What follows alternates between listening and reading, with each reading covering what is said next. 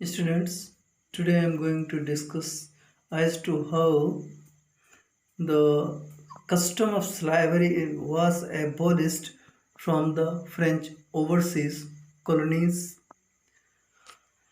This social level was prevailing there in French colonies as a custom, and also it was a custom of prestige. The National Assembly in France discussed over this matter for long hours but came to no conclusion.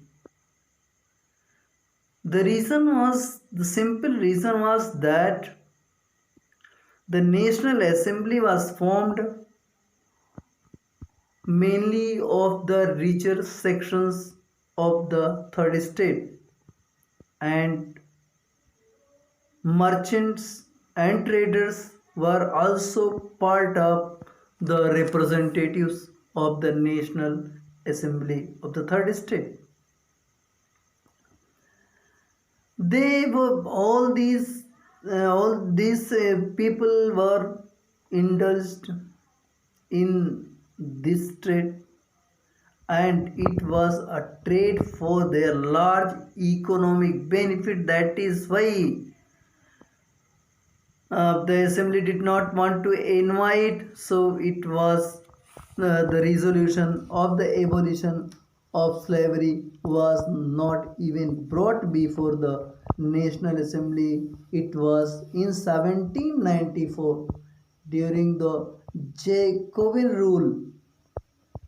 The convention passed a resolution to abolish slavery from the French overseas colonies, but it did not last long. When Napoleon Bonaparte came to power, he restarted the custom of slavery. The reason was that the plantation owners did not get the laborers to carry on the plantation work, and so they urged to the uh, government of France to take off this decision. Accordingly, the Napoleon government did so.